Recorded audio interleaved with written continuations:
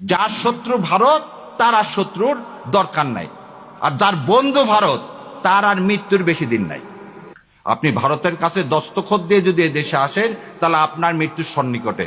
আপনার বাবার রক্তের সাথে তাহলে আপনি বেইমানি করতেছেন, আপনার মায়ের রক্তের সাথে আপনি বেইমানি করতেছেন। আপনার বাবা তালপট্টি দিয়ে দেয়নি বলে শেখ হাসিনাকে এখানে ঢুকানোর 17 দিনের মাথায় আপনার বাবাকে হত্যা করা হয়েছে। আপনার বাবা পানি চুক্তির আন্ডারে ফারাক্কাকে বলছিল উড়িয়ে দিবে। আপনার মা এই পানির দাবিতে ইউএন পর্যন্ত গেছিল। সেদিন আপনার মাকে কিন্তু ক্ষমতা থেকে কিভাবে চলে গেছে। আর আমার ধারণা আপনার মাদার ব্যথা এখনো যায়নি। যদি মাদার ব্যথা এখন অনুভব করে থাকেন, বিশ্বাস করেন না ইন্ডিয়াকে, বিশ্বাস করছেন তো মরছেন। আর এই দেশের মানুষ ভারতে আধিপত্যবাদ জীবনেও মেনে নিবে না। তো দয়া করে আল্লাহর ওয়াস্তে এদেশে মানুষের সাথে কেউ বেইমানি করেন না, এতগুলো সন্তানের সাথে বেইমানি করেন না। আর ডেলি স্টাররা যখন আপনার প্রশংসা করবে তখন বুঝবেন আপনি ভুল পথে আছেন। ইন্ডিয়া এবং ডেলি স্টার যখন আপনার প্রশংসা করবেন তখন বুঝবেন আপনি ভুল পথে আছেন। সেজন্য বিএনপির ভাইদেরকে আমি বলে দিচ্ছি আপনারা ভুল পথে আছেন, কারণ আপনারা ওখানে ডেলি স্টার এবং প্রথম আলোতে খুব বলছে আপনারা ক্ষমতা আসতেছে, শত্রুকে চেনেন। হঠাৎ করে আপনাদের এত মাথার ব্যথা হলো কেন? জামাত ইসলাম ক্ষমতা আসবে কি আসবে না, ক্ষমতা যাওয়ার মালিক হচ্ছে আল্লাহ। তা আপনারা ক্ষমতা বলতেছেন বিএনপি চলে আসছে। গতকালকেও দেখি এই ওর নাম কি হলো, আমেরিকা থেকে বসে থেকে ঠিকানার উনি বলেই দিলেন বিএনপি আসতেছে ক্ষমতায়, তাহলে এখন জামাতের কি হবে? আরে ভাই, বিএনপি যদি ক্ষমতায় আসে তাহলে ভোট টোট করার দরকার কি? দিয়ে দেন না, দিয়ে তো দিছেন, 1.5 বছরে তো দিছেন, 1.5 বছরে তো দিয়ে দিলেন। আর জাতির সাথে তামাশা করেন না।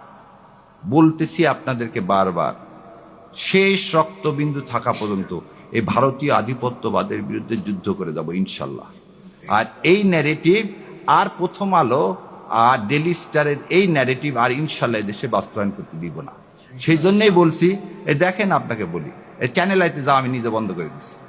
কেন? যেদিন থেকে সোমাকে নিয়ে আসছি। যেখানে ভারতে আধিপত্যবাদ নিয়ে আসবেন আমাদের কণ্ঠ বন্ধ করবেন, করতে পারবেন না ইনশাল্লাহ।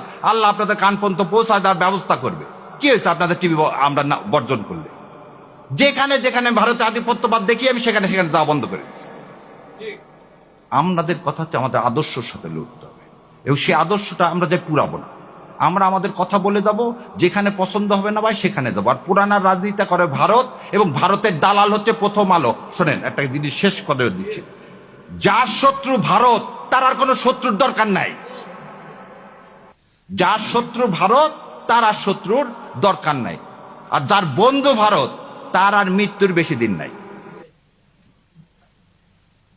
তাই আমি জানি না আমার বিএনপির ভাইরা এই আনন্দবাজার পত্রিকার তারা বিবৃতি দিয়ে জানাবেন। যদি বিবৃতি দিয়ে না জানান, আপনাদের মাধ্যমে জাতির কাছে বলে যাচ্ছি, বিএনপির তার মৃত্যু সন্নিকটে, যদি ওই তথ্য সত্য হয়। হাদির দাফন হলো, হাদির জানাজা হচ্ছে।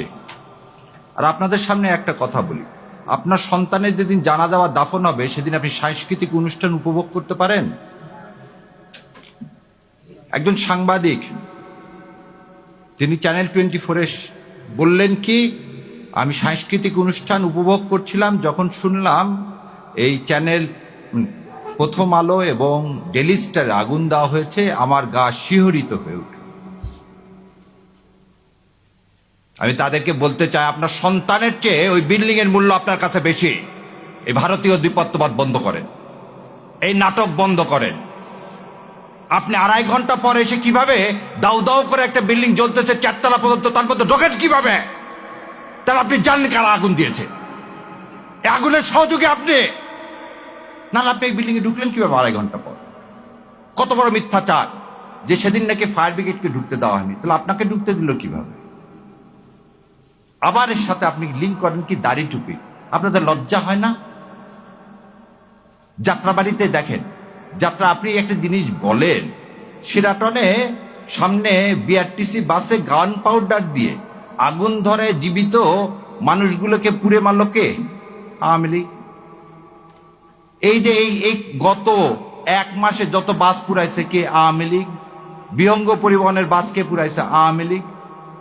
আওয়ামী লীগ আর রসারা পুরাপুরির কাজ কি করে? এবার আরো বলেন, আমার ভাই বলে গেল, শোনেন, বিডিআর হত্যাকাণ্ডের প্রথম 2 জনকে পুড়িয়ে মারা হয়েছিল। বিডিআর হত্যাকাণ্ড করে পিলখানায় প্রথম 2টা ডেড বডিকে পুড়িয়ে ফেলে দেওয়া হয়েছে। আশুলিয়াতে পুলিশকে কে বুদ্ধি দিল এই ডেড বডিগুলোকে, আমার জুলাই যোদ্ধাদেরকে পুড়িয়ে ফেলা? এই একই কাজ আপনি আবার করলেন। পুড়িয়ে ফেলার রাজনীতি আমরা করি না। আমরা সবসময় বলি কি, হাদির কথাটাকে বলি, মৃত্যুর ফয়সাল আসমান জমিনে করে। সেই জন্য আমরা সবসময় বুক পেতে ঘুরে বেড়াচ্ছি। আমরা কাউকে মেরে কোনো ইস্যু তৈরি করতে চাই না। আর আপনার এই ইস্যুগুলো কেন? যখনই হাদির কি ছিল? হাদির একটা আহ্বান ছিল। কি আহ্বান? যে ভারতীয় আধিপত্যবাদ থেকে মুক্তি। সেটাকে এই নুরুল কবির সাহেব কি বলেন? উনি ধর্মভিত্তিক ধর্মভিত্তিক শাসন ব্যবস্থা কায়েম করতে চান। এটা তো আমার কর্তব্য, এ দেশ ইসলাম কায়েম করা। 90% দেশের যেখানে মুসলমান, সেই দেশে আপনার কিভাবে এইভাবে সাহস হয় বলার? আপনি একবারও তো বললেন না, যখন আওয়ামী লীগ এসে এই সংবিধান থেকে বিসমিল্লাহির রহমানির রহিম, আল্লাহর উপর পূর্ণ আস্থা ও বিশ্বাস এগুলো তুলে দিলেন, তখন মুখে কুলি পাতলেন। ও তার সমস্যা। প্রথম আলোকে এই ভেঙে চুরে আগুন দিয়ে এটাকে কোনোভাবে সমর্থন করতেছি না, কিন্তু আবারও বলতেছি, এটা আপনারাই করালেন। এই নাটক করিয়ে আপনারা কি করতে চাচ্ছেন? হাদির মৃত্যুটাকে, হাদির এই যে আত্মত্যাগকে আপনারা সাবসার্ভিয়েন্ট করতে চাচ্ছেন। আমাদেরকে বোকা পাইছেন। Daily star, BD 24, BD news না কি কি ছিল, আরো ঢাকা ট্রিবিউন, আরো কয়েকটা সাড়ে শয়তান ছিল। তো এই সাড়ে শয়তান গুলোর জায়গা বাংলার মাটিতে হবে না। তুমি কয়টা হাদিকে মারবা? হাদির হত্যাকারীকে ধরতে পারলো না এখন পর্যন্ত। আর প্রথম আলোর অফিসে ছাত্ররা, জুলাই যোদ্ধারা তাদের ক্ষোভের বহিঃপ্রকাশ ঘটিয়েছে, এটা ঠিক না। এবং সেই নিরীহ ছাত্রগুলোকে হয়রানি করা হচ্ছে নতুন ন্যারেটিভ তৈরি করে। এই সমস্ত ন্যারেটিভ বাংলার মাটিতে আর চলবে না। মিডিয়াকে রোল প্লে করতে হবে দেশের জন্য, মানুষের জন্য। প্রথম আলো এবং অন্যান্য রং যারা আছে তাদের ব্যাপারে আমি এই আমার সামনে যে মিডিয়া কর্মী ভাইরা আছেন, আপনারা সচেতন থাকুন। দেশটা আপনাদের, দেশটা কোনো ভারতের সেবা দাসের না, ভারতেরও না। আমি জানি আপনাদের কি দুরবস্থা, সেটা আমিও জানি। মিডিয়া মাফিয়া গুলোতে বেতন ভাতাও ঠিক মতো দেয় না এদের। আমি মিথ্যা বলছি না সত্য বলছি জিজ্ঞেস করে দেখবেন মিডিয়ার ছোট ছোট ভাই যারা ফিল্ডে কাজ করে। এই দেশের নতুন কোন ফ্যাসিবাদের জন্ম হবে না। ধর্মের কোন আধিপত্যবাদ পুনঃপ্রতিষ্ঠা পাওয়ার কোন সুযোগ নাই। জুলাই যোদ্ধারা জেগে আছে, বাংলার জনগণ জেগে আছে এবং জেগে থাকবে। আমি বলবো সারা দেশের সকলে যার যার এলাকায় ফ্যাসিবাদের দোষর কারা আছে, প্রতি লীগের কারা সদস্য আছে, তাদের উপর নজর রাখুন, তাদের উপর নজর রাখুন। কোনোভাবেই তারা মারবে না, তারা চেষ্টা করবে, এটা ঠিক, কিন্তু তারা সফল হবে না ইনশাআল্লাহ। এবং সে ব্যাপারে বাংলার মানুষ আত্মবিশ্বাসী, সবাই মানুষ কিন্তু জেগে উঠেছে। পান দোকানদারও বোঝে এখন পলিটিক্স কাকে বলে, পলিটিক্স কি ধরনের পলিটিক্যাল অ্যানালাইসিস, তারাও খুব ভালোভাবে বোঝে। আমি পলিটিক্যাল লিডার হইলাম আর মনে করি যে আমি সব জানি, আর কেউ জানে না, বোঝে না, তা কিন্তু হবার নয়। আমি সরকারকে বলবো অনতিবিলম্বে হাদির হত্যাকারী এবং এর সাথে যারা সংশ্লিষ্ট জড়িত আছে, গুজব সৃষ্টিকারী, প্রমোটকারী, সবাইকে আইনের আওতায় আনতে হবে।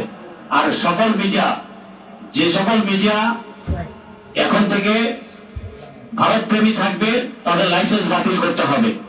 প্রথম আলো এবং অন্যান্যদেরকে তো গত 16 বছরে ওরা যা কাম করেছে তার জন্য আইনের আওতায় আনতে হবে তাদেরকে।